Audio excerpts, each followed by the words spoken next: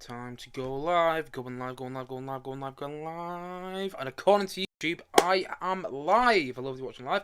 Or hello if you watch this on playback, and welcome to my 39th. I have a lot to say.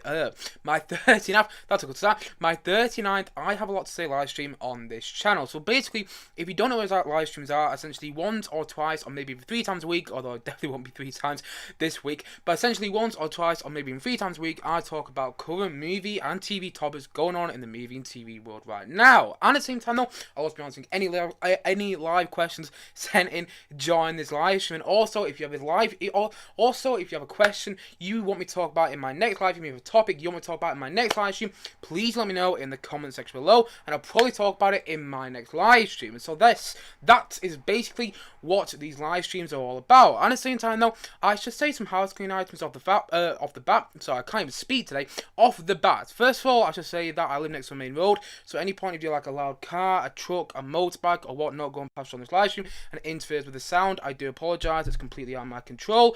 And at the same time, though, I also, even though I live in the countryside, sometimes it feels like I'm next to a building site. Honestly, it's always people doing work at the houses next to me, so at any point you hear like drilling going on, again, that's completely out of my control, and it might interfere the sound, and I do apologise. And at the same time, though, it hasn't happened in my last couple of live streams, actually, but just in case it does happen today, I'm not going to count my chickens, so just in case it does happen today, the stream may cut out at any moment, and apologies if it does. That's also completely out of my control. It's all down to OBS, and also, it looks like YouTube's a bit slow to stream today, so apologies again if the stream cuts out, because apparently it's saying I've got no data now for the stream, so I don't know how that's working, because I seem to be streaming fine, hopefully. Well, hopefully it's all going fine. If it's going to shit, then that's completely out of my control, because according to everything, everything's working fine. YouTube's saying, okay, YouTube's saying they've got excellent connection now. I'll just repeat myself in case you didn't get that last thing. Basically, if the stream cuts in and out, I do apologise, completely out of control, and there's a good chance it could happen, but hopefully it doesn't. But yes, got a lot of things to talk about today. I haven't actually done a live stream since last week, and I haven't actually recorded any reviews for Friday. Look, normally I've recorded a review yesterday, but I've been so busy with uni work. So I have seen June, but I haven't actually recorded a review for it. So I won't have any film reviews up on Friday. I probably won't even do a live stream on Friday either, because I'm just so busy with everything going on right now. However, I will have my reviews of The Last Duel, the Matt Damon, Ben Affleck and Ridley Scott film, probably sometime on the weekend. I'll also have my review of June coming up sometime over the weekend, and also my review of The French Dispatch, the new Wes Anderson film, with like the biggest cast in the world, sometime next week. I'm going seeing them all later on this week, but honestly, I haven't had the time to do any film reviews right now. I barely have the time to do this live stream today, but there's so much I want to talk about. Like, we've got the new DC trailers, like the Batman, we got Black Adam to talk about, we got Shazam for all the gods, we got Aquaman 2 to talk about, we've also got the Flash movie to talk about, and the Peacemaker TV show, and as well as that, there's also the new Aaron Sorkin film, being the Ricardos, I'm going to talk about in this live stream. And at the same time, though, we've also got early reactions for the Eternals, and actually, they're not all positive. Let's talk about that a bit later in this live stream as well. And at the same time, though, without further ado, to start this live stream, I'm not talking about the Batman just yet, but I am talking about the fact that quite a few Marvel movies have been delayed. Yes, that's my first main topic on this live stream for today. We are facing more movie delays, but hopefully it's not because of the pandemic. That's not what they're saying at the moment, and hopefully that is the case. So if you give me a sec here to jump onto Google, and I'll get up the Deadline article. This is what Deadline's saying about the Marvel delays. And also the Indiana Jones 5 delay, which it's not exciting, man. I'll be talking about the Indiana Jones 5 delay a bit later in this live stream as well. But anyway, first of all, let's talk about the Marvel delays. Sam Raimi's Doctor Strange in the Multiverse of Madness will now kick off summer 2022 on May 6th instead of opening on March 25th, 2022. That will push Taika Waititi's Thor Love and Thunder, aka Thor 4, from the summer kickoff date to July 8th, 2022. The only movie opening against Doctor Strange 2, that doesn't really matter. And then we go down to here's even more delays. The news will push Black Panther Wakanda Forever from Ryan Coogler off its date to November 11th, 2022, which it's only a week after The Flash, by the way. So bear in mind, The Flash is going to come out week before. At the moment, I think that's going to change, and I'll be talking about it again a bit later in this live stream. But bear in mind, at the moment, The Flash is coming out. Then a week after, Black Panther 2 is coming out. So that's going to be interesting.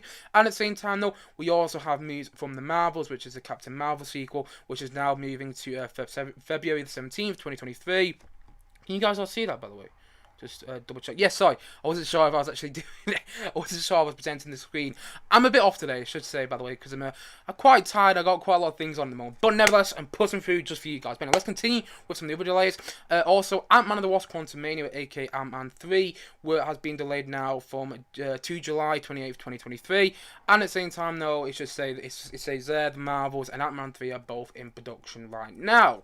So there's some movie delays right now, but also I should say that the only Marvel movie sticking its release date, which is the one I'm most excited for, is Guardians of the Galaxy 3, which is currently set to kick off summer 2023 on May the 5th. So that's good. We've still got Guardians of the Galaxy 3. That's coming in soon. I follow James Gunn on Twitter. He says the production starting soon and anything like that. So that's really exciting. I have Will Poulter, who's coming in as Adam Warlock in that film. Very excited for Guardians of the Galaxy 3. I've got to admit, over the next couple of years, okay, with the exception of Spider-Man No Way Home, which is obviously coming out this Christmas, the Marvel movie I'm most excited for over Doctor Strange 2, over Thor Love and Thunder, over the Marvels, and over over Black Panther 2, and so on and so on and so on.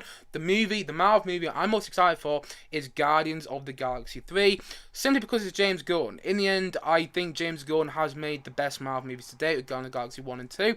And I quite like the Tom Holland Spider movies as well. I quite enjoy the first Iron Man, but Guardians of the Galaxy for me, so excited for, and I'm so happy that one's taking its release date. I'm looking forward to it, even so it isn't coming out to 2023, but still looking forward to it nonetheless. But let's talk about the films that have been delayed. So we have Doctor Strange 2 which has been delayed, and I honestly think, right, basically at the moment, Kevin Feige, who's head of Marvel Studios, head of the biggest production company in the world right now, Marvel Studios, he said that the production shifts have been because got it wrong there. He says that the delays have been because of production shifts. So basically, there maybe these films need a bit more time in production. But honestly, I think it's just saying that Doctor Strange 2. Because Doctor Strange 2 was initially meant to come out in March 2022. And you know what other movies come out in March 2022? The Batman. Now, I'm not going to lie. I think the Batman's going to do would have done a bit better than Doctor Strange if it came out in March. Now, I think the Batman's going to be a billion-dollar movie. I'll be talking a lot about the Batman a bit later in this live stream. Because I'll be talking about that new trailer that we saw a couple of days ago now. But the thing is, though, like, it's... I think that Doctor Strange 2 has moved because of the Batman. Because even so, yes, Doctor Strange 2 is Marvel and would have got a big audience anyway, I think the Batman is the Batman. You know, Batman's a much famous character than Doctor Strange, overall. And the first Doctor Strange movie did well, but it didn't do brilliantly compared to some of the other Marvel movies. And, in the end, I think that, Marvel, they're going to market the shit out of Doctor Strange 2. Honestly, Doctor Strange 2 is going to have some big surprises in there. It's called Multiverse of Madness. I can see, like, a bunch of characters coming in there, maybe some X-Men characters and like that, and they're going to market the hell out of Doctor Strange 2 when it comes out. But the thing is, though, I think if it came out in March, people would be more interested in the Batman, regardless of all the rumors and stuff surrounding Doctor Strange 2. I just think that would have happened. However, it does kind of bring up the question that I've been thinking about a bit recently, which is, does that mean we're going to have a shift in the release of the Doctor Strange 2 trailer? Because honestly, I thought we'd get a Doctor Strange 2 trailer this Christmas with Spider-Man No Way Home, which makes sense because Doctor Strange is appearing in No Way Home. But actually, I don't think we will anymore. And another reason I thought that actually was because of, the March release that it was meant to take next year, but it's not going to take that anymore, isn't it? So I don't think we'll get a trailer now for Doctor Strange 2 until the earliest February. I think we might get one in February. I know that'd be quite exciting, but I don't think we're going to get one at Christmas now, which will be interesting because I think there'll be a post-credit scene in No Way Home, and this is just pure speculation. I haven't read a thing or anything like that. Pardon me there. I haven't read a thing or anything like that. But the thing is, though, I think there'll be a post-credit scene in No Way Home, which basically has like Wanda meeting Doctor Strange, and then that sets up Doctor Strange 2 or something like that. I mean, I don't know. I haven't read anything. Pure speculation, but still, I wouldn't be surprised if something happened like that. But the thing is, though, you'll have to wait like 5 months then, or something like that, to go and watch Doctor Strange 2. So that's going to be interesting for many Marvel fans. I expect they'll be quite disappointed there. I personally don't mind it. I'm looking forward to Doctor Strange 2, simply because it's Sam Raimi's directing it. Everything else, I could, take or leave, things like that. But the thing is, though, Doctor Strange 2 in the end, if it comes out and it's actually fantastic and they had a lot of time to polish up now because of the delay, I'm really happy about that. Also interesting to talk about is the logo got up there for Thor Love and Thunder. That one's also been delayed. I must admit, I don't have much excitement for Thor Love and Thunder whatsoever. The only little bit of excitement I do have actually, and well, more interest, I'm not that excited about it actually, is the fact that the Guardians of the Galaxy will show up in that movie. But the reason I'm not really excited about that is because I don't always like when Marvel crossover like that. I'm not always a big fan of that. But nevertheless, That'd be interesting to see. Hopefully Thor Love and Thunder is great, but that movie's also been delayed now. And at the same time, though, Black Panther 2's been delayed, so that's coming out, like I said before, a week after the Flash movie, so it probably means that the Flash movie will delay because the Flash movie is DC, and in the end, the biggest company right now is Marvel over DC, obviously, because Marvel gets like billion-dollar movies, and DC actually bombed with their last movie, The Suicide Squad, but I don't personally think that was DC's fault. I think that was Warner Brothers' fault, because they did the day-and-day release on HBO Max, but nevertheless, yeah, basically, I think that Flash movie will delay, and I will be talking about it briefly again a bit later in this live stream, but yes, I do think that will happen, and I also think Black Panther 2, I'm interested in it, because I seriously don't know how they're going to take that sequel after the sadness of Chadwick Boseman's death. I don't know how they're going to take that sequel when it does come out. I'll be very interested to see how it does, whether it gets good critic reception. Actually, I think it will get good critic reception because it's Marvel. But at the same time, though, it'd be interesting to see what sort of movie it's like. Whether it is like your typical big bang action Marvel movie, or whether it's more melodramatic, maybe. It'd be quite interesting to see how that movie turns out. Ant-Man 3 is currently filming right now, Ant-Man and the Wasp: Quantumania. That hasn't surprised me so much that's been delayed, same with the Marvels. The other two movies, I'm not that interested in. The Marvels a bit, because of its director, Neil Costa, who did direct Candyman, which I didn't mind. I didn't hate Candyman. I didn't like it that much, but I didn't mind it. And I do think it was a well-directed movie, though. I actually think Candyman's problems were in the script. So I'm looking forward to Neil Costa's direction of the Marvel maybe. Let's see how much of her own visual style I actually get on that movie. But nevertheless, we won't see it until 2023 now. But I'm not really looking forward to the Marvels that much because I didn't like Captain Marvel, because I just thought it was a badly written film, I'm going to be honest. And at the same time, though, Ant-Man and the Wasp: Quantumania, I hated Ant-Man and the Wasp. I hated Ant-Man and the Wasp. So I'm not that excited for Quantumania. But again, one of the reasons I'm interested in it is with Jonathan Majors returning as Kang in that film. And by the way, there, I should say, another reason, I think Loki Season 2 now will come out before Ant-Man and the Wasp: Quantumania, because Ant-Man and the Wasp: Quantumania has been delayed now to, like, July 2023. And Loki Season 2, there's some reports in that they start shooting next January. So I can imagine that Loki Season 2 is going to come out quite a bit earlier than Ant-Man and the Wasp 3. Even so, they're both going to have Jonathan Majors as Kang in both. Spoilers for Loki there, but if you hadn't seen Loki, you had your time to do so. But yes, I do think that now Loki Season 2 will come out before, because I think they'll try and maintain that, that hype around Loki after the first season. So I think that Loki Season 2 will be coming out sometime next year. Pure speculation, but that wouldn't surprise me. And then I reckon that will feed into Ant-Man and the Wasp: Quantumania in some sort of way. And anyway, that's all about the Marvel delay so far. It hasn't surprised me too much. The same production shifts. Hopefully it's not because of the pandemic, because I know the pandemic is it's getting back out there, and not in a great way, to be honest. But nevertheless, I hope it's not because of the pandemic, and hopefully it's just these delays, and hopefully we don't get any more delays. Because even so, yes, the Marvel movies, and I'm the biggest fan of them. I do like that other people are. I like that other people are huge fans of these movies, and I'm not happy myself when the movies get delayed either, because these movies can surprise me then. I've spoken about it with Marvel time and time again. I'll be speaking about it a bit later when I talk about the Eternals on this live stream. The fact that Marvel movies can surprise me, and I want some of these Marvel movies which have been delayed to surprise me, but now obviously you're going to have to wait longer to see if they do. But nevertheless, they've been delayed, and we can't do anything about that. We'll have to wait and see until they come out. But overall, hopefully they're all great, and hopefully when they do come out, they're proper polished up, and they're proper well directed, and the production values there in the best way possible, and stuff like that. And I'm really looking forward to when they do come out, eventually when they do. Okay, so that is the end of topic number 1 for today. So without further ado, let's move into topic number 2. Topic number 2 is really annoying for me personally. Topic number 2 is that Indiana Jones 5 has yet again been delayed. That's right, we're going to have to wait almost another year to watch a new Indiana Jones movie. So we jump into Google again here. Let's go up to this article at the beginning here. Even better, nothing's good about this actually, don't know what Deadline's saying. The Indiana Jones sequel, which was sitting at the same release date as Warner Bros. Black Adam next year on July 29th, 2022, now moves to June 30th, 2023. 2023. To be getting, oh my god, that was literally my reaction when I read this. The reaction was like this. Oh. god, why do we have to wait even longer for this movie? Like, I'm sure when it comes out, it'd be fantastic. And I'm sure now James Mangold, who's obviously directing this new film, has got all the time in the world to polish up this new movie and everything. And I'm sure now it's going to be great. I'm hoping now that they're going to have all the time in the world to make this the best Indiana Jones sequel possible. But why do we have to wait so fucking long? I'm sorry, that annoys me because why do we have to wait till June 30th as well, 2023? Why couldn't it be like February 2023? I would love to have an Indiana Jones movie around that time. You know, just as it's getting back into normal season and everything like that, the trees and the leaves and the trees started to grow and the snow's starting to drift away, and the Indiana Jones movie comes out, that'd be great. Like, put it out in March 2023 instead. Don't put it out in June. Oh my god, like, why does it have to be all the way till summer 2023? Why do they keep delaying it? And there hasn't been a specific reason why, by the way. It hasn't been like, we can know it production shit or anything like that. Like Kathleen Kennedy, who's obviously producing this film, who's head of Lucasfilm, she hasn't come out and said the specific reason for this movie being delayed. She hasn't come out and said that, so I don't know why it has been delayed, which is a tad bit worrying. Like, I can understand maybe they want to come out the same day as Black Adam, because obviously they're going to be two big franchise films that be going off against each other.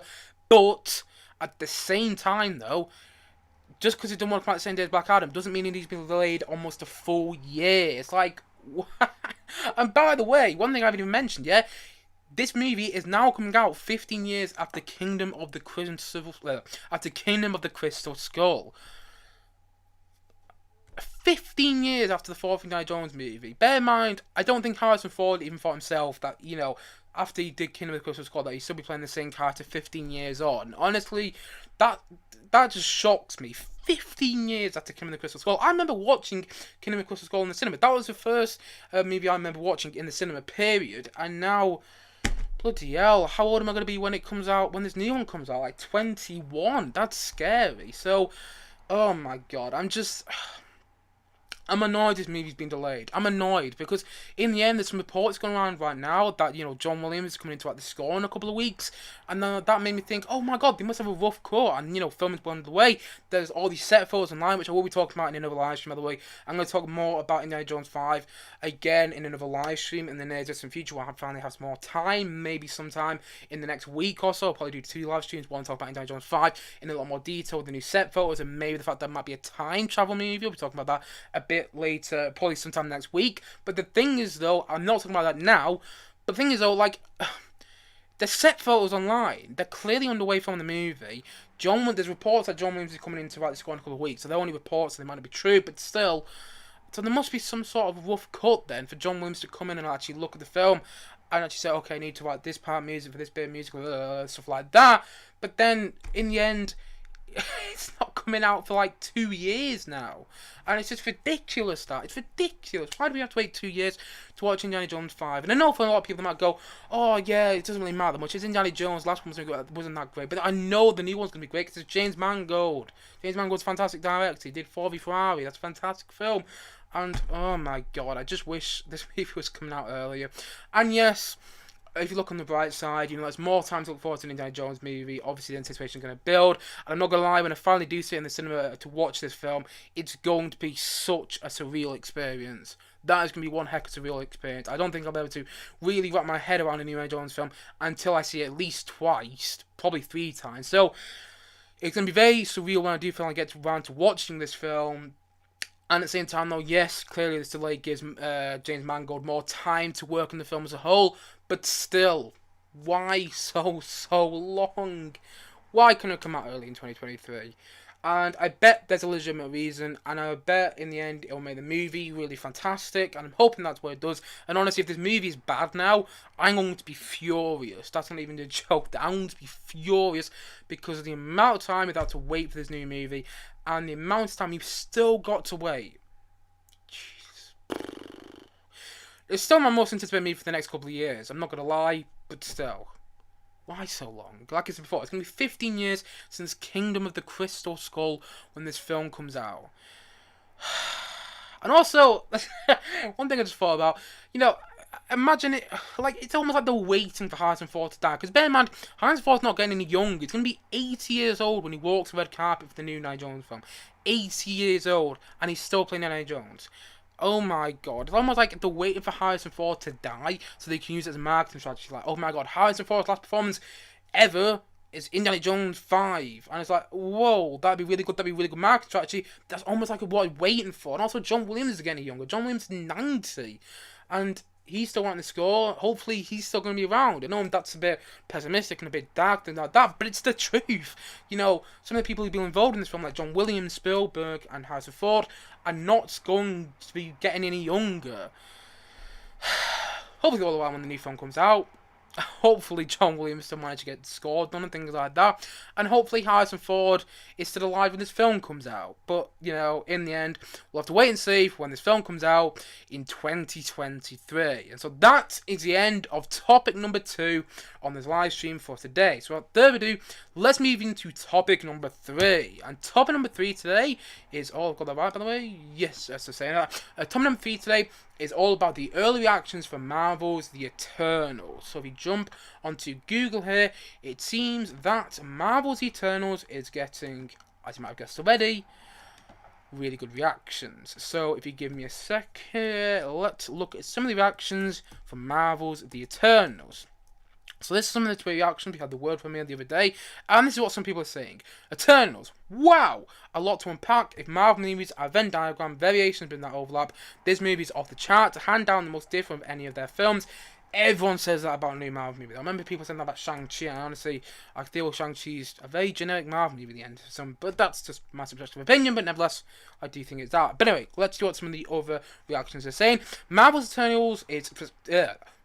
Eternals is spectacularly weird and rich with a new MCU mythology that makes it feel separate from everything else. It's honestly refreshing. There's a bittersweetness to the film that you feel in its sunset shot. A definite closure-out film. It is soulful and thoughtful.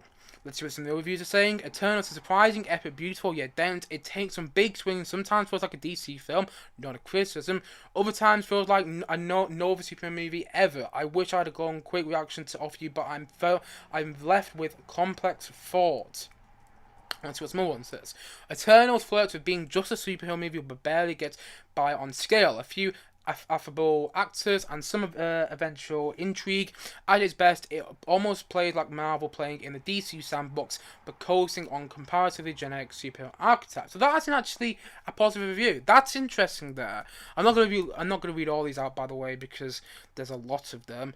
But let's see what everyone says. With the sweeping visuals of closed out and an ensemble filled with the actors that feel destined for the MCU, Eternals is unlike any other Marvel movie, so many great twists, and the chemistry of the cast really make this movie one to watch. And let's see what some other one says.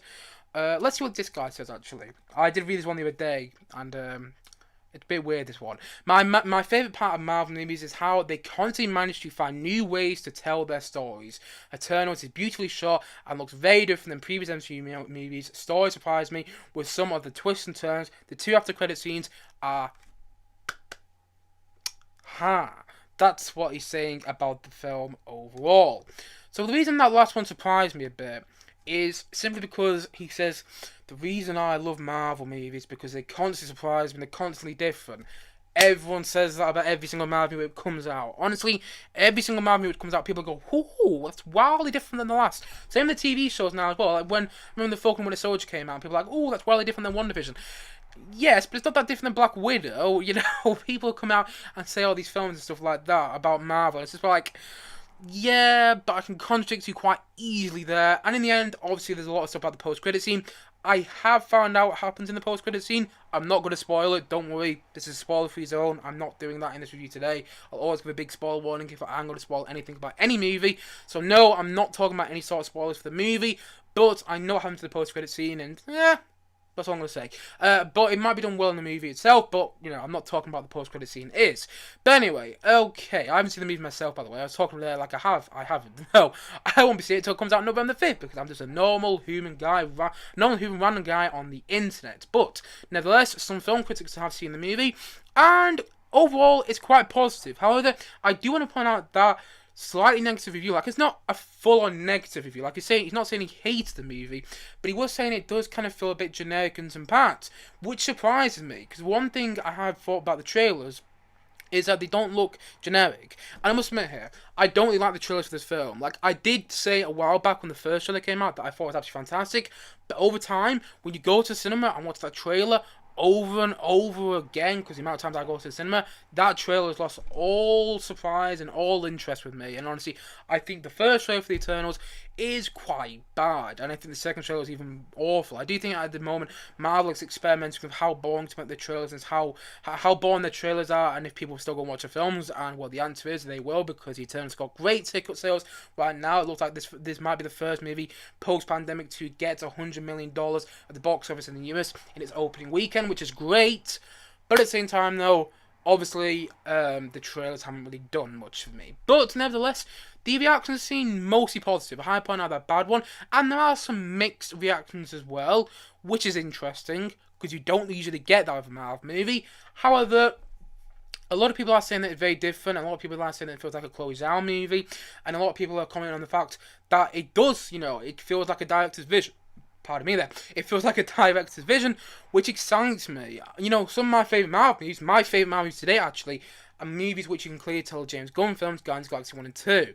And that's why I like them so much. That's why I like the Sam Raimi Spider-Man films so much. Not because of the Spider-Man aspect of them, which is great, by the way, but because it's Sam Raimi's direction all over those films. And if Chloe Zhao's direction is all over this film, I'm all for it.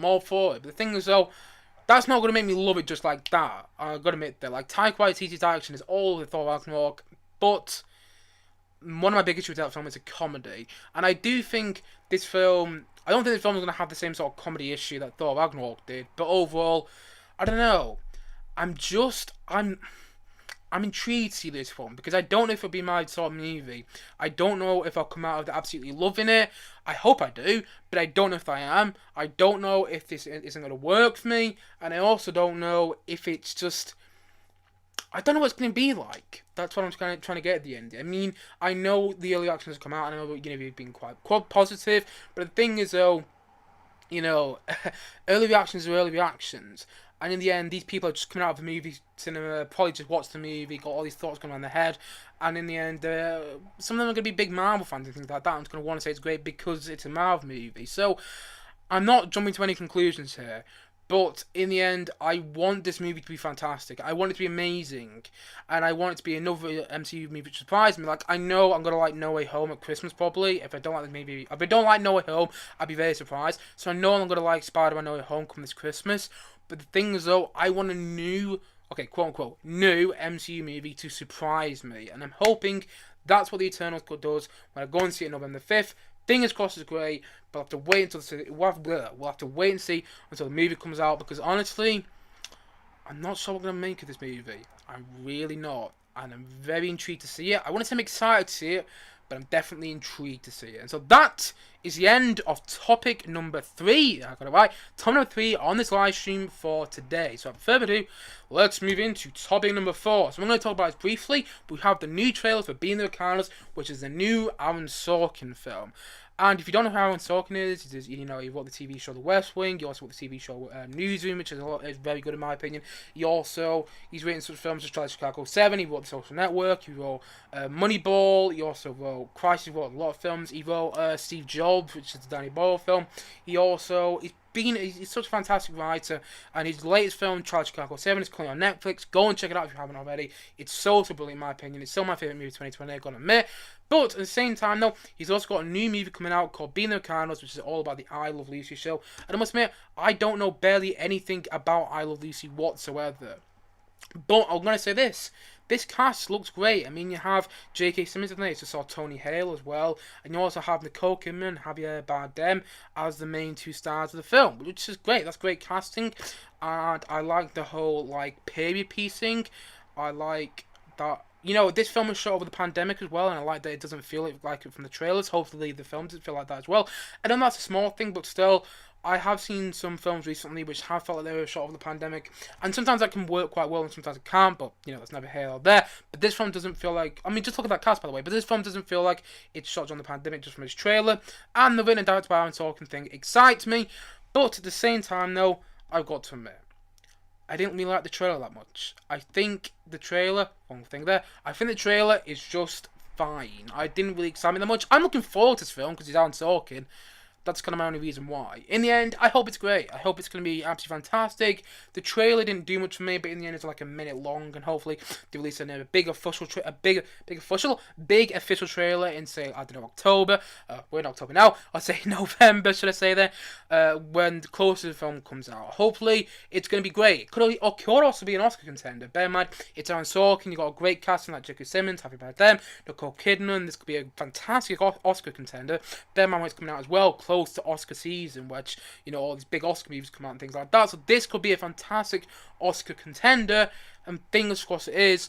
But the trailer didn't do much for me. And also, I hope I get to see the cinema, by the way, because at the end of the trailer it says, like, in cinemas December the 10th. It says in select cinemas December the 10th, and then it says out on Prime on December the 21st. And even so, I've got Prime, so I'll probably watch it on December the 21st regardless.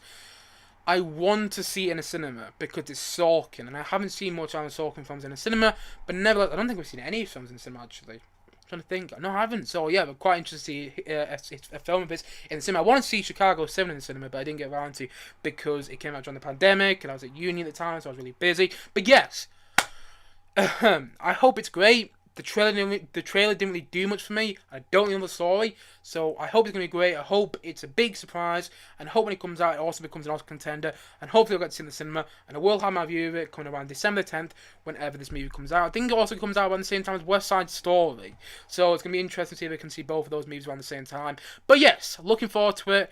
But the trailer didn't really do much for me. So that is the end of topic number 4 on this live stream for today. So without further ado, before moving to topic number 5, I'm going to have a quick drink of water.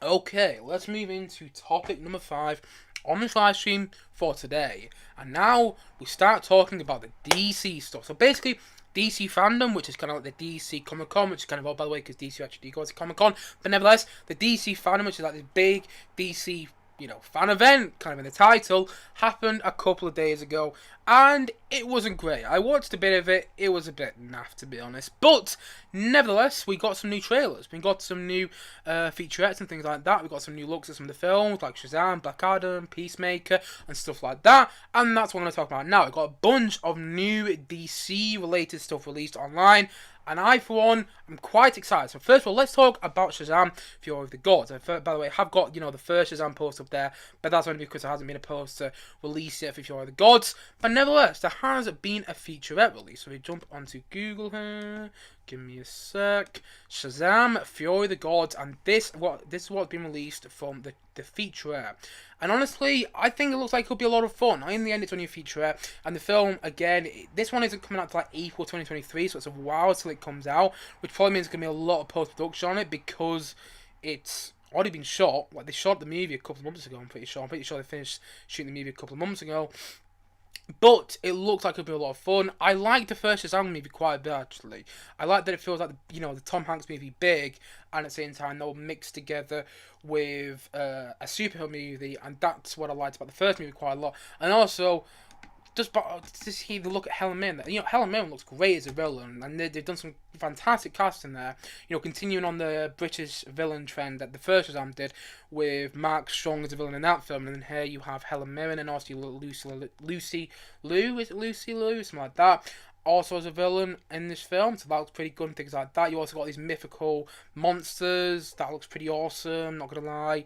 That's probably what they're gonna be spending a lot of the post doing, all these mythical monsters and things like that, and perfecting all that.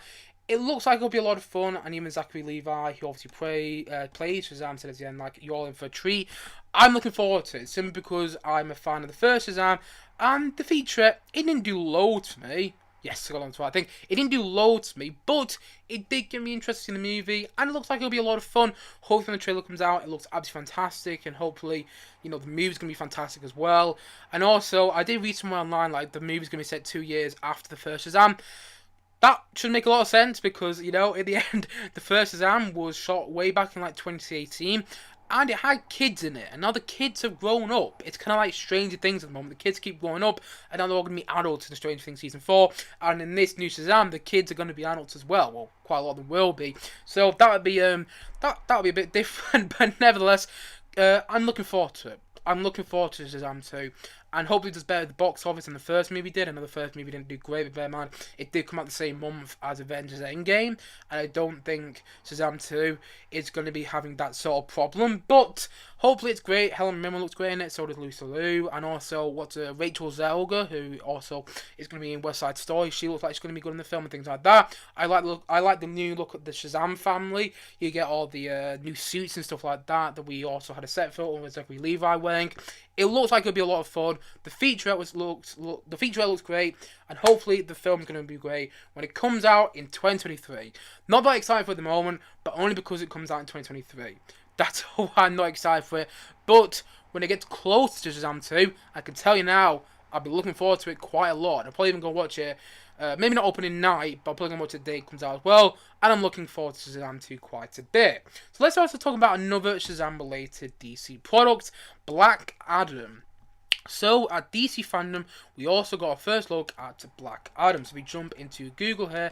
We get our first. Oh, wait for my Google Chrome to work. Okay, there's Pierce Bronson in our first look at Black Adam, and with the trailer here, and I think. I'm gonna be honest. I don't know much about Black Adam at all. I know we've got some link to Shazam. I've only read that online. I haven't really read anything about it, but he's got some link to Shazam in some sort of way, and I'm guessing that's what Shazam 3 is going to be, Shazam v Black Adam, or maybe even Black Adam 2, but the trailer looks, again, fine. I don't really have much to say about it. It looks quite generic in terms of superhero-esque, although one thing I will say is it looks different than Shazam, and that's one of the things I always really like about DC. The fact that you know, the last DC movie you've seen is going to be different than the DC movie you saw before that. Like, obviously, Wonder Woman 1984 is different than Birds of Prey, and then obviously you have the Suicide Squad, it's different than Birds of Prey. The Suicide Squad is different than Aquaman, Aquaman's different than Shazam. That's one thing I always really like about DC as a whole, and that's one thing I was quite impressed by their trailers at release. But at the same time, that's one thing there. But at the same time, though, I don't really have much to say about Black Adam because I don't really know the character. I'm not a comic book reader. I've talked about it quite a lot on the channel. I've never read a comic book in my life. But the thing is, though, I've seen quite a lot of comic book films, and this one, it looks a bit generic in terms of its superhero aspect. I like the way it was shot and things like that.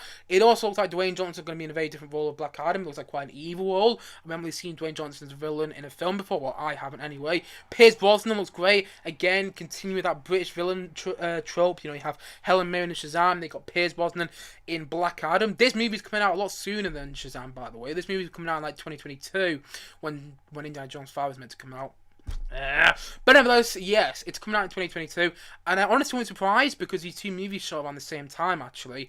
If Dwayne Johnson's Black Adam shows up in a post-credit scene of the film, or even in like a flash forward in the film at some point, I honestly wouldn't be surprised if that happened with Shazam 2, and vice versa. You might have Shazam popping up in a post-credit scene of this film in some sort of way, and I'd be interested if they do that, because I'm pretty sure both movies show around the same time, which made me think even more that Shazam 2 is going to have a lot of posts on it, because even they show around the same time, and Black Adam's coming out sooner. But nevertheless, I'm looking forward to it, because DC, I like that DC's always different from the last DC movie. I like that DC movies always surprise me. Whether they're good or not is a different matter entirely. Like, obviously, yeah, Batman v Superman very different than Aquaman. But Batman v Superman not that good though. But nevertheless, I'm hoping it's good. I'd be more excited for when I see an official trailer, and hopefully that official trailer is great. But the feature got me intrigued, and I like the look of Pierce Bronson in this film. I like it's got like a big bushy beard and things like that. And it looks like it's going to be a very different role for Dwayne Johnson, which is going to be interesting, because honestly, I feel like Dwayne Johnson does, the same performances in most movies. And in the end, I'm hoping he's different in this one, and I'm hoping this one's going to be great, and I'm hoping Black Adam surprised me. The feature didn't do much for me, but I'll be looking forward to an official trailer when it does come out, or teaser trailer, should I say. And so that is the end of topic number, number 6 on this live stream. So without further ado, let's move into topic number 7. Again, it's also DC related. We get a first look at Aquaman and the Lost Kingdom. Now, I'm not actually sure when this movie's coming out. I think it's coming out Christmas, but I'm not sure if it's coming out Christmas, obviously not this year, but I'm not sure if it's coming out Christmas 2022 or Christmas 2023. But does it say in the comments here actually? Just more December. Oh, coming out December 2022. So that's a bit more exciting. I thought it was coming out in 2023 or 6. I was like, oh, flipping heck. Long while to wait for this movie, but it's coming out in 2022. So that's exciting at least. And I enjoyed the first one quite a lot. I think it's got a lot of big problems in there, don't be wrong. And if you came to me with all these problems you had with Aquaman, I'd probably agree with you. But the thing is, though, weirdly enough, when I went to go watch it Christmas 2018 in the cinema, I really enjoyed it. Or was it 2019? No, it's 2018. Yeah, 2018. Aquaman was 2018. So, yes, so here we have some look at some training, which Yaya Abdul-Mateen II is doing as Black Manta, returning to the role. There's Patrick Wilson again, returning as, Aquaman's quote-unquote brother. And that's going to be good. Didn't think Patrick Wilson would be returning. What's his name? I forgot his name was Odin or something like that. I don't think it was Odin. Odin's in the Thor movies. But yes, Jason Momoa there. He's looking great. James Wan, the director. He's looking great in the third. Where's our first look at? Where's the first look at Black Manta? Oh, I want the first look at Black Manta. Where's it? There's Black Manta. And there's James Wan again. There's Black Manta. That's a new look at Black Manta. He's now got a silver helmet. He had a black helmet in the first Aquaman film. Doesn't really make much of a difference, but it's just like a nice little detail there. And, again, hopefully it's great. This featurette, because featurettes in general don't really do much for me because they're not an official trailer. But I've been looking forward to when Aquaman trailer does come out. It won't come out for a very long time, an Aquaman trailer. I wouldn't be surprised if we didn't get an Aquaman trailer until, August next year. I'm not joking because the amount of time we've got to wait for this movie to come out. It's coming out December, 2022. So it's a long while to wait. But, nevertheless, I hope it's great. I enjoyed the first Aquaman movie quite a lot. Jason Momoa was having a lot of fun again doing this movie. Patrick Wilson's back. The Amber Heard stuff never really bothered me, I've got to admit. Whether she's back or not, if she got replaced, fine. If she didn't, I wasn't not really that bothered, I've got to admit. And, separate the actress from the character in the end. The two different things. And it's not really going to be a big issue in my opinion.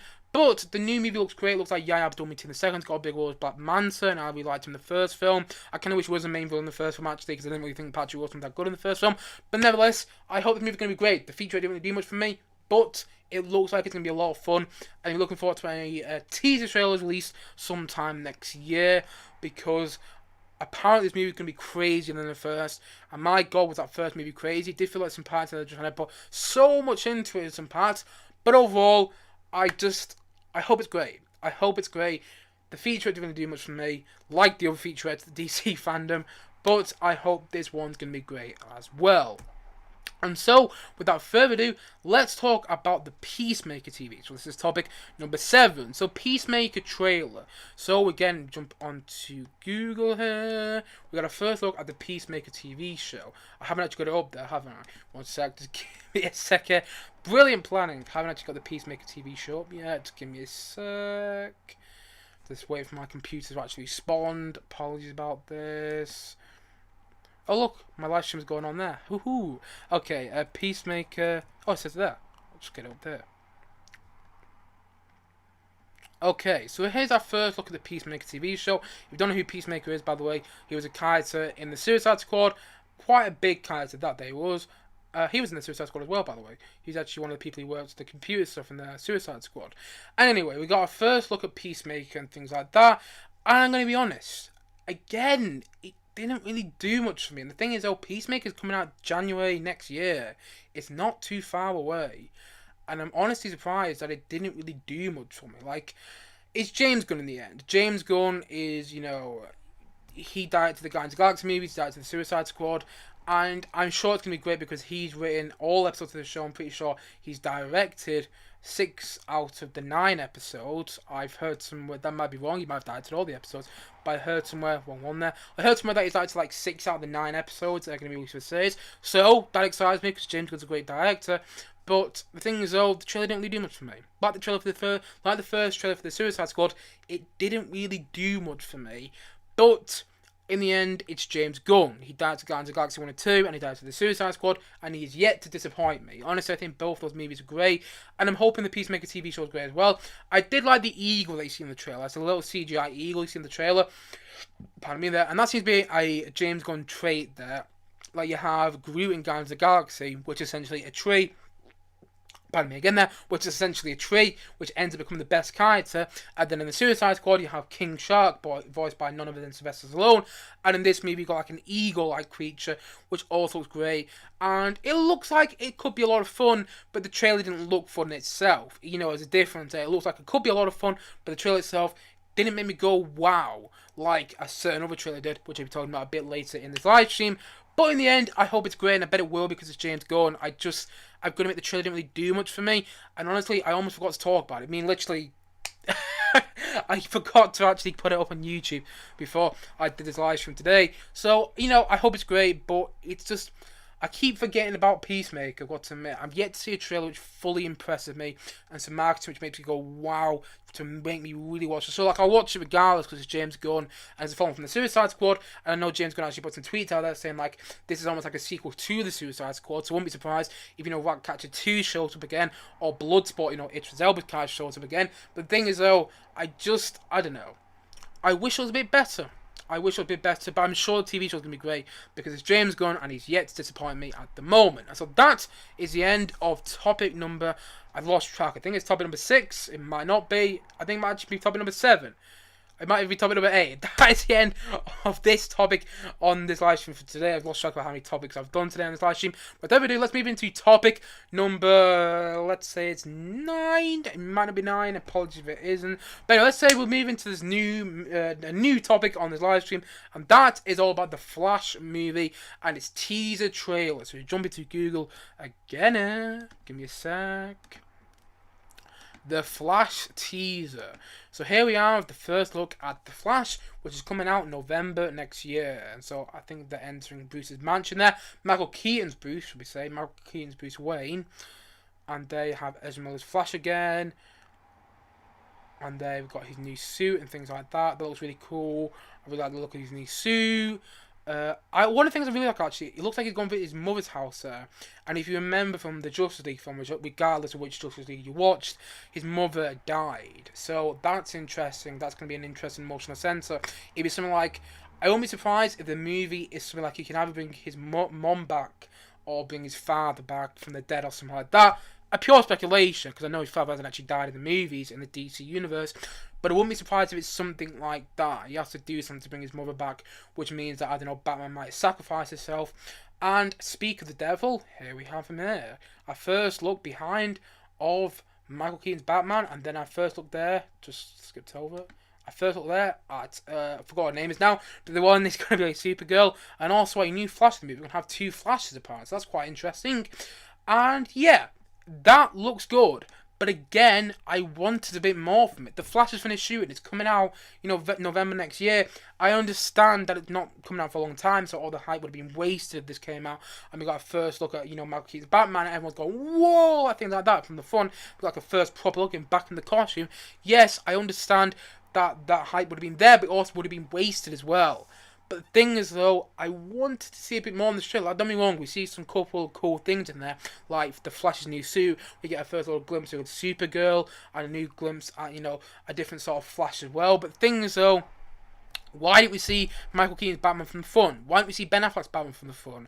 Or why didn't we see the Batmobile, you know, Michael Keaton's Batmobile, which we know is going to be in there, because there's actually a shot in the trailer where the other Flash, like the Flash double, is uncovering a certain car, and I can only imagine that that's going to be Michael Keaton's Batmobile.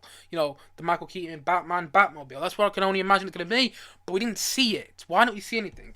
You know, in the end, I think if they release something huge, like, I don't know, maybe just that first look at Michael Keaton's Batman, people would have gone wild, and then this would be in so many people's most anticipated list for the rest of the year, but we didn't get a good look at anything, and I just think in the end that's a bit wasted. Like, why didn't they do that? Why did they just give us a first look at some of the, I don't know, I mean, I know when the trailer comes out, when the first teaser trailer comes out, I bet you they'll release some big surprise. Like, I won't be surprised, and just pure speculation here, I haven't read anything on the internet, but I wouldn't be surprised if Henry Cavill shows up as Superman in our first teaser trailer for the film, or Ben Affleck's Batman, which will make people go crazy, because bear in mind, I mean, I know Ben Affleck's Batman's coming back, but there's a lot of people out there going to be like, oh my god, Ben Affleck's Batman is coming back, and things like that. I thought he was done with the role, but now he's coming back. That'd be really exciting. Also, for people to properly see Michael Keaton's Batman back. Like, don't get me wrong, you hear Michael Keaton narrate over the trailer, but you're not actually seeing him. And I just think it was a bit wasted to not have a big reveal on there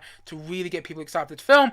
But in the end, I'm sure it's going to be great. I didn't dislike the teaser, actually. I kind of liked the teaser, but over the time, it's going to think, why didn't they put anything out there which is big and going to really surprise people? Because at the moment, I'm looking forward to it, but it's not on my most anticipated list. And maybe if they release something like, I don't know, pure speculation here, Linda Carter's Wonder Woman showing up, like the original Linda Carter Woman, not the Gal Gadot Wonder Woman, the Linda Carter Woman, the Linda Carter Wonder Woman can't speak, the Linda Carter Wonder Woman showing up instead and going, oh my god, I'm the new Wonder Woman, things like that.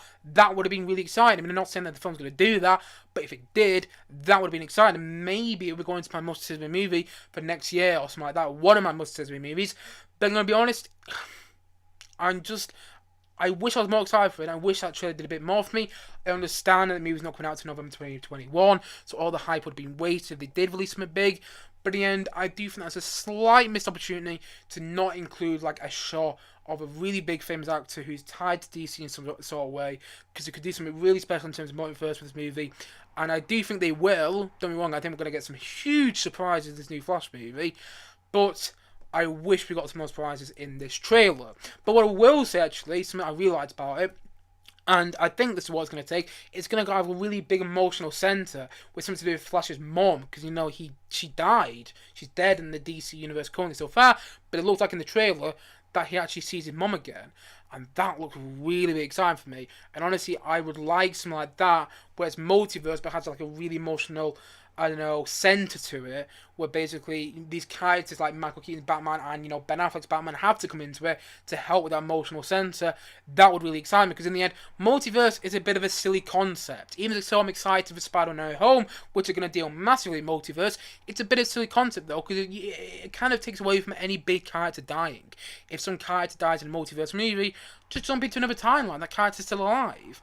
But nevertheless, if this movie has much more emotional centre to it, and maybe it doesn't follow those routes, maybe it's got like different multiverse rules than, let's say, Marvel does, then that'll be really exciting, and hopefully it's going to be great. Hopefully it's going to be absolutely fantastic, and if that emotional centre is there, I'd be really excited about it. But at the moment, I just wish I was more excited for it, and I wish the trailer showed off a bit more. But nevertheless, looking forward to it quite a lot. And so that's the end of topic number 9. I think it might not be topic number 9. I don't know what topic it is today, but that's the end of this topic on this live stream. So without further ado, let's move into my final main topic, and let's call it topic 10. Not sure if it is, but my final main topic today is all about the new trailer for the new Batman. The Batman. If you jump onto Google here, let's look at the new trailer for the new Batman. Let's look how fantastic this looks, shall we? Then we have our first look at the Riddler, and just, you go through some of the trailer, and just some of the cinematography is incredible. I mean, there's Penguin, Colin Farrell's Penguin, then, you know, what's his name, Andy Serkis is Alfred, you got Robert Pattinson's Batman there, / Bruce Wayne, Zoe Kravitz is Catwoman there, who, by the way, is Jason Momoa's stepdaughter. There's a nice little DC connection. Jason Momoa plays Aquaman, his stepdaughter is playing Catwoman. That's a quite nice little connection. And also, you've got these fantastic visuals, by the way. I love the dark feel of the trailer. You know, I think it looks great. I really do.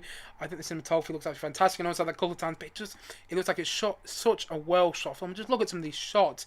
They're so brilliant. And also Michael Giacchino's booming score here. Like, I'm gonna put the sound in here. So apologies, this may hurt some people's ears if you listen to the headphone, or this may be super loud, but I'm gonna put a bit of sound.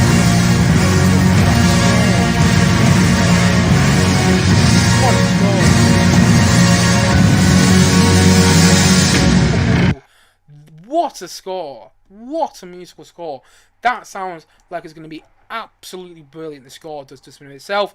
I'm going to be honest, the trailer looks amazing as well. The trailer looks incredible.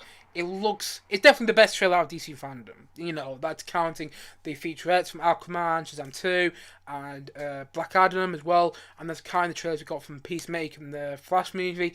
This movie definitely had the best trailer of DC fandom.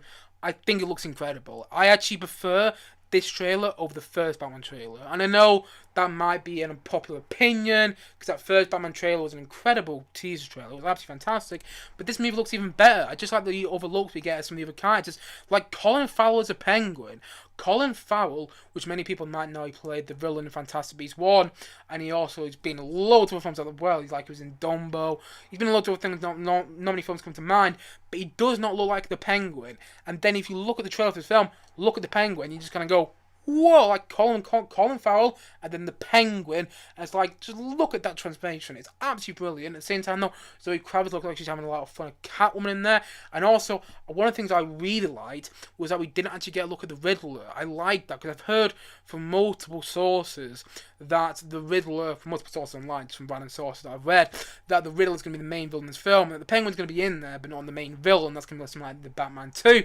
Because bear in mind, this Batman movie will get a sequel. I can guarantee now Robert Pattinson's already signed on for about 7 of these Batman movies, or seven appearances as Batman in some sort of capacity, because I know a Penguin TV show is also going to happen as well. So I'm surprised, Robert Pattinson's Bruce Wayne / Batman show's been the Penguin TV show, but nevertheless, even so, the Penguin's going to be the main villain there. Penguin looked great, but I like the fact that we didn't really see Paul Dano as a Riddler. Like, Paul Dano, he was in Prisoners, and this movie actually, the trailer actually reminded me a bit of the Prisoners movie. The Prisoners movie with Denis Villeneuve, who directed it, and it stars Hugh Jackman and Jake Gyllenhaal. It reminded me a bit of that movie, and also reminded me a bit of Seven, the David Fincher movie, which is incredible. And it also reminded me a bit of some of Matt Reeves' previous work in the Planet of the Apes films I've seen. Like Matt Reeves, who's directed in this film, he directed Dawn for the Planet of the Apes and War for the Planet of the Apes, and both movies are absolutely fantastic. And both of the movies, funny enough, also star Andy Serkis, and we obviously have Andy Serkis in this movie. And I also liked the different look of Andy Serkis as Alfred. It's very different than Michael Caine's Alfred from the Dark Knight trilogy, and it's also very different from the Alfred we got in the 1990s Batman movies. And I like that. It looks like this Alfred could actually kick someone's ass, to use that phrase. It looks like this Alfred could actually do some damage to some people, and that really, really excites me. And I just think it looks fantastic. I think the cinematography looks absolutely brilliant, and honestly, I'm looking forward to the movie quite a lot. I even think they might have some hint of the Joker in there, because bear in mind, we're going to have a new Joker in this universe, because apparently this Batman doesn't exist in the same universe as the Ben Affleck Batman, so that's going to be quite interesting. It's not in the same universe as all the other Zack Snyder created DC stuff like Aquaman, Wonder Woman, Cyborg and whatnot that they've already previously come across. And by the way, on the topic of Zack Snyder, he actually showed his support on Twitter from this movie, and I thought that was actually fantastic. The fact that Zack Snyder, who's been done over by Warner Brothers time and time again, said actually, he came out on Twitter and said, what, the Batman looks fantastic. I mean, that's not actually what he said, but he said something like that, that looks absolutely fantastic, and, that just shows you what sort of person Zack Snyder is. He's a fantastic director, in my opinion. I think he did a great job with Zack Snyder's Justice League. And the fact that he's showing support for other DC properties, when he doesn't have to, by the way, just shows you what sort of guy he is. But nevertheless, going back onto the Batman now, it looks great. It looks like Robert Pattinson's going to be great as the Batman. It looks like all the other performances are going to be absolutely fantastic. I'm looking forward to the Penguin. I've seen some people online say that it's just going to be like a bit of a mafia boss, and that doesn't interest so many people. That interests me a lot. Imagine a Penguin, which is a bit like Tony Soprano or The Sopranos. Imagine that. That'd be absolutely fantastic in my opinion. And also, I just think the visuals are great. I loved Michael Giacchino's booming score towards the end of the trailer, and I think it's going to be brilliant. It could be the best Batman movie yet. And I love the Dark Knight trilogy. I love it. And I really like Batman Returns. I really like Batman Returns as well. Not the biggest fan of the first Michael Keaton Batman, though, I've got to admit. But I'm a huge fan of Batman Returns. But I'm hoping this movie could be the best Batman yet. I'm hoping it's absolutely incredible. And I'm hoping that it really, really surprises us all, and it's just, maybe not surprised actually, it meets our expectations. And I reckon it's going to be 2.5 hours, because you've got to establish all these characters. You've got to establish where Robert Pattinson's Batman is in his life, / Bruce Wayne. You've got to establish where Andy Serkis' Alfred is in this film. You've got to establish the Riddler in there. You've got to establish Penguin, Catwoman, and all these other characters, things like that. And Jeffrey Wright's Commissioner Gordon as well. You've got to establish all these characters, and I reckon it's going to be so long. And you know what? and it's going to eat it up. Imagine watching the cinema just with all the fantastic visuals.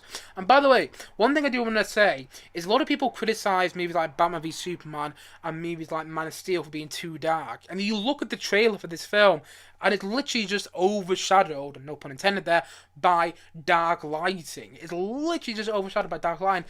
But no one's criticising it there. Just want to point that out there. No one's criticising the darkness of the trailer of the Batman, but everyone seems to be criticising it when it comes to some of Zack Snyder's previous DC works. I am some of the biggest fan of Batman v Superman and Man of Steel. I never criticise them because they're too dark in terms of lighting or too dark in terms of tone. And I think a similar thing is going to happen here. I don't know if it'll get criticised again, and if it isn't criticised, that'll be a bit like, oh, that's interesting. You criticise something Zack Snyder, but you don't criticise something Matt Reeves. But I'm not saying that will happen, by the way. But I just think it's interesting that no one's really picked up on that whole dark aspect of it. The fact that this movie looks really dark in terms of just lighting and in terms of tone, by the way. The way it looks like a serial killer. And that looks really good, by the way. He kind of reminded me a bit of the Joker in there. You know, Heath Ledger's Joker in a good way. Obviously, Heath Ledger's Joker is incredible in The Dark Knight. But the thing is, though, like, it's going to be interesting when the movie comes out if people do criticise it for being too dark. Because I know Batman in the movie is inherently dark. Batman as a character is inherently dark. But clearly this movie looks a lot darker in tone and in lighting than, say, any of the Dark Knight movies. And I love the look of Gotham in the trailer. I love the look of, Jeffrey Wright's Commissioner Gordon. I just think the whole trailer is fantastic. I think Matt Reeves is going to do a great job. Matt Reeves is a fantastic director. Go and check out his Planet of the Apes movies if you haven't already. I think all three of them are fantastic, but he only directed two. He directed A Dawn for Planet of the Apes and War for Planet of the Apes, where, Rise of Planet of the Apes is also quite a fun movie, but Dawn and War for the Planet of the Apes are also fantastic, though. And I'm hoping Matt Reeves does a fantastic job with this movie. And I also, by the way, one last thing, that it reaches $1 billion, so that Matt Reeves finally gets to make like a full Batman trilogy where he has his hands all over all over three movies or something like that. And Warner Bros. Can't interfere because the movie did so well when it initially comes out. And we'll have to wait till March 2022 to see how the movie does. So it's a bit of a while to wait. But nevertheless, I hope it gets $1 billion. I hope people go and see it, and I hope it's amazing, and I hope it's the best Batman movie yet. We'll have to wait and see when the movie comes out in March 2022. But that's not a long time to wait now. That's exciting, and I'm looking forward to the movie very much. It's definitely up there, one of my most anticipated movies for next year. I mean, Indiana Jones 5 has been knocked off that list now because Indiana Jones 5 has been delayed, but the Batman is definitely up there. It's either number 3 or number 2 of my most anticipated movie for next year. And so that is the end of my. I'm gonna say it's the 10th. I'm not sure if it is, but that is the end of my 10th and final main topic on this live stream for today. So thank you for watching this live stream. If you're watching this live. It looks like no one has been watching this live, but YouTube could be lying to me, and if YouTube is lying to me, thank you for watching this live if you have been watching this live, and also thank you for watching the playback if you've been watching the playback. And remember, if you have a live question you want me to answer in the next live stream, please watch the next live stream live and put it in. I'd love a live question. And at the same time, also, if you have a topic you want me to talk about in my next live stream, please do let me know in the comment section below, and I'll probably talk about it in my next live stream. And also, if you haven't yet, please do click down below and like subscribe on this video or the live stream, as I say, and look forward to many more, both film and TVs, come very soon on this, coming very soon. Oh, I'm messing up there. Look forward to many more, both film and TVs and live streams coming very soon on this channel. See you guys again soon. But bye for now.